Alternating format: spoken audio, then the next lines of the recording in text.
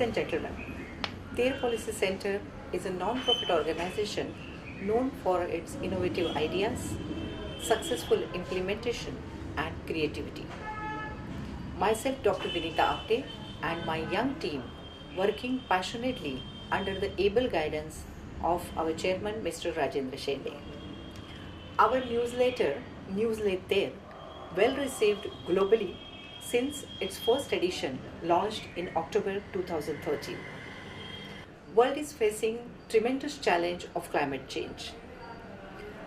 Every common factor, global leaders, all countries are trying to get better solution to fight against climate change and ultimately to save our Mother Earth.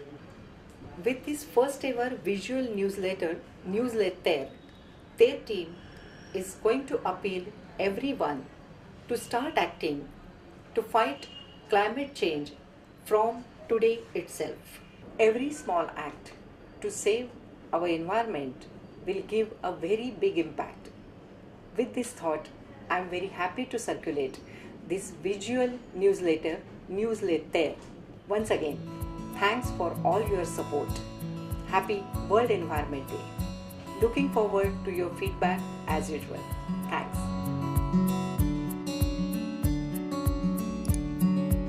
5th June every year is a World Environment Day. This year, in the year 2015, the theme is 7 billion dreams, one planet, consume with care.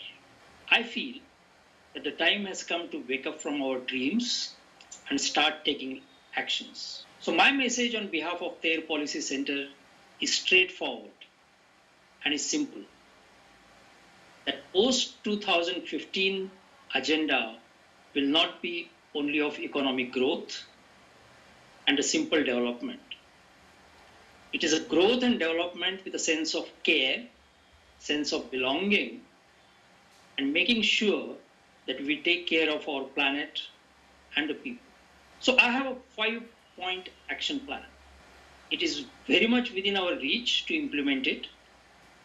And on top of it, these 5 points we can count on our fingers. Just see how.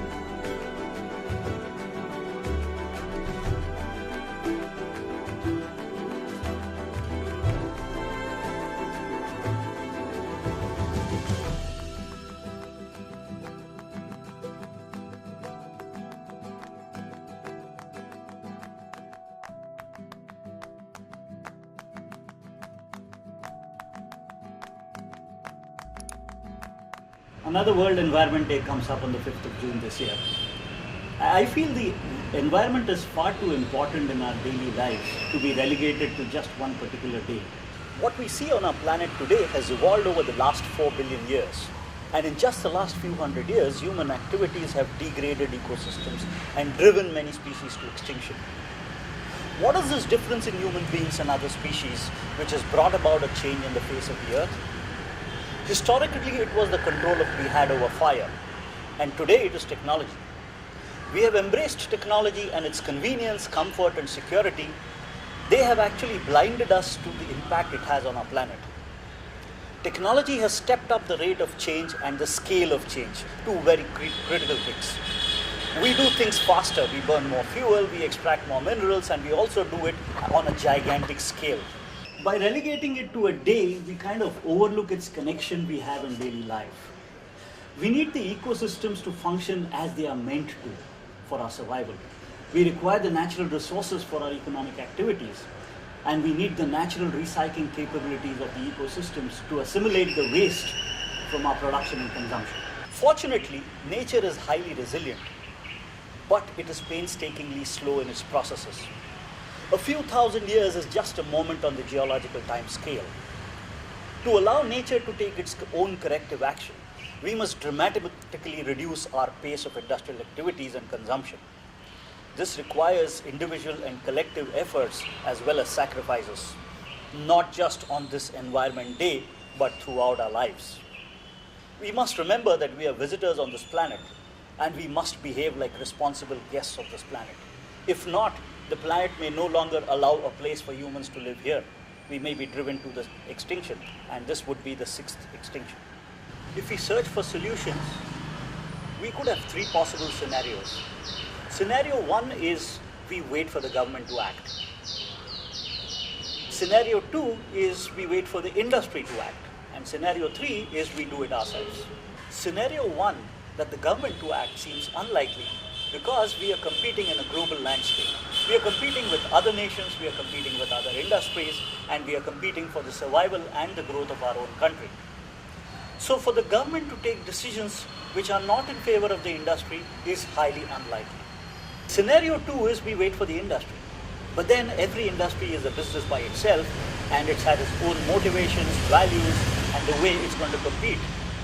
And therefore, it's going to be highly unlikely that they will form a consensus about how they would lead the planet into a better future. Scenario 3 seems to be the way ahead. We as consumers can act on this. We have to make better choices for the planet. When we choose a product which has polluted the water or polluted an ecosystem during its manufacturing process, we send out a signal in the market which implies that it's perfectly okay to make such products. When we stop buying it, the industry gets a message that consumers are no longer going to accept this. So we must turn into more conscientious customers. The planet requires conscientious consumers like us who will make better choices. We must remember that we are visitors of this planet, and we must behave like responsible guests. Otherwise, the planet may take away the privilege it has given us to live on this planet.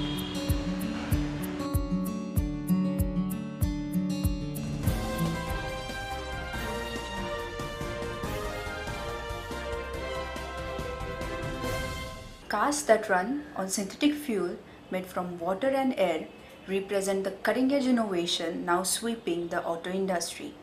In a German factory, Audi is making e-diesel, which uses rather than emits carbon dioxide. The carbon-neutral fuel contains no sulfur or fossil oil. If it catches on and can be produced for mass market, then it can give a much cleaner option for the internal combustion engines of the future. Making e-diesel requires several steps which are powered by renewable energy sources like wind and solar. High temperature electrolysis splits water into hydrogen and oxygen. The oxygen is released to air, whereas the hydrogen is fed to a reactor. Here, the hydrogen reacts with carbon dioxide to form liquid long-form hydrocarbon called as blue crude. Audi says that the efficiency of the entire process is very high, which is up to 70%. The El Nino effect, which can drive droughts and flooding, is underway in the tropical Pacific, says scientists. The Australia's Bureau of Meteorology predicted that the event could become substantial later in the year. The phenomenon arises due to variations in ocean temperature. This El Nino is warming the Pacific Ocean as a part of complex cycle linking atmosphere and ocean. The phenomenon is known to disrupt the weather patterns around the world. It can bring wetter winters to the southwest USA and droughts to the northern Australia. The effects of El Nino are less known for Europe and UK. Research suggests that extreme El Nino events will become more likely as the global temperatures rise. The magnitude 7.3 earthquake, which shocked Nepal on Tuesday, was an aftershock which the country could have really done without. To make matters even worse, the epicenter of this quake lies in the country's one of the most landslide-prone areas.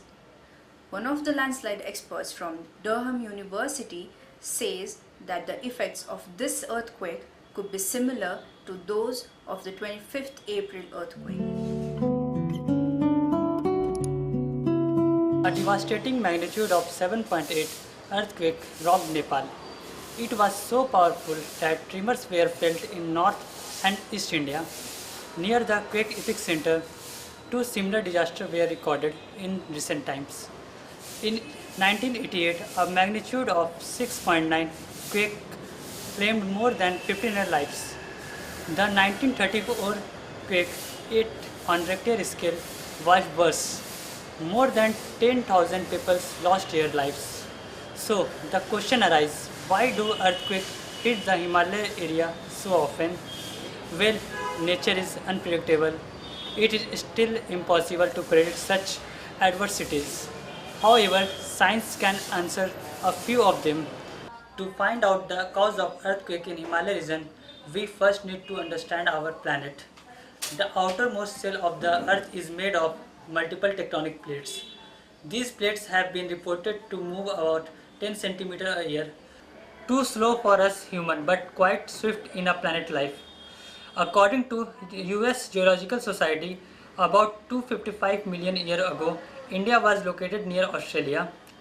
Thanks to the plate movement, India travelled over 6,400 km to crash into Eurasia about 55 million years ago. This resulted in the rise of Himalayas. The process continues. The mountain range is still growing taller as we speak. Nepal is located near boundary between Eurasian and Indo-Australian tectonic plates. Every once in a while, the stress released in the form of vibration. It's unfortunate but true that such activities will continue for years to come in this beautiful country. On a related note, Japan is the most luckless nation when it comes to the plate tectonics. It sits on a junction of Pacific plate, North American plate, Philippine Sea plate and Eurasian plate.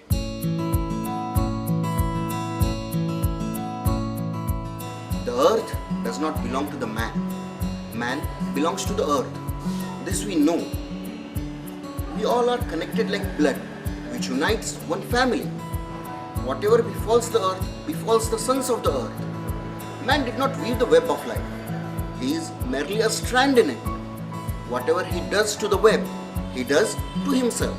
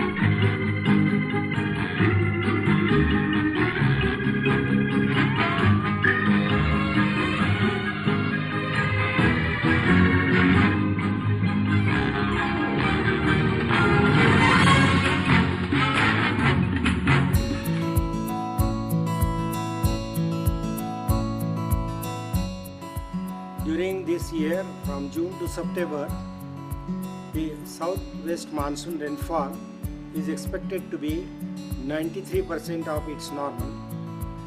The normal rainfall of India is 89 centimeters.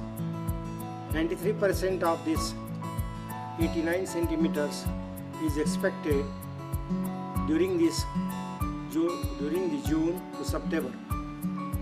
This is specifically the deficit would be over the central India and also in the Rajasthan areas.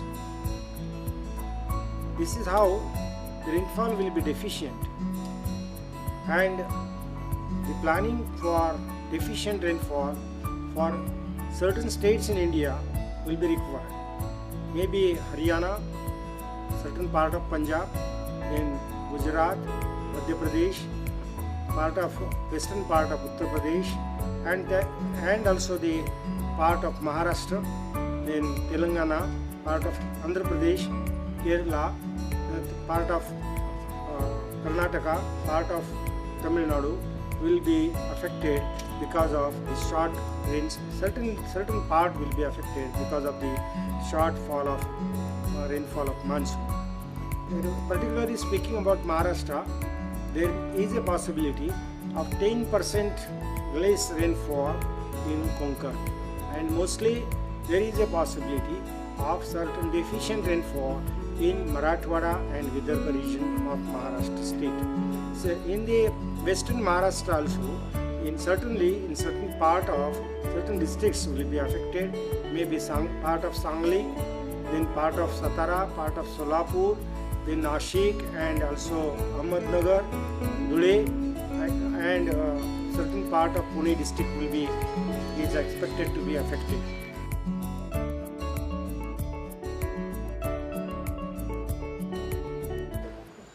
Hello, now it's the time for an interesting quiz question. What will you see next is a clip of famous environmental movie, and you have to guess the name of the movie. To go, sea level worldwide would go up 20 feet. This is what would happen in Florida.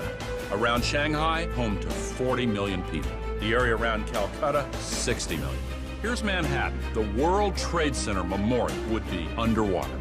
Think of the impact of a couple 100,000 refugees, and then imagine 100 million. And your options are A. An inconvenient truth, B. The day after tomorrow, C. If a tree falls, D. 2012. As always, we will be waiting for your correct answers. You can send your answers by mail. Our email ID is terrepolicycenter@gmail.com.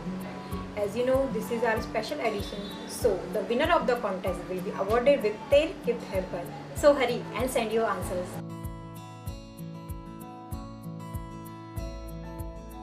TERRE Policy Center in Pune is making efforts in direction. This institution was established some 4 or 5 years back, I think 2009 or so.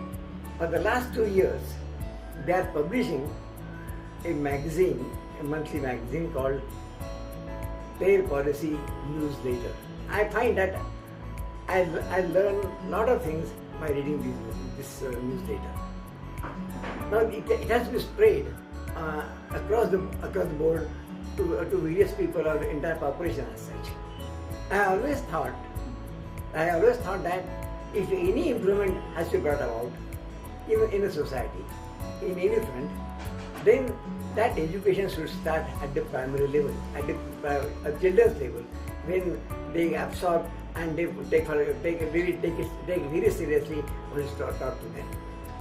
And from that point of view, I am happy to find that this TERRE Policy Center has recently published in Marathi a booklet called Chota Goshti Vachadil Srishti. Now, that means how small things can save our environment, our universe, our world.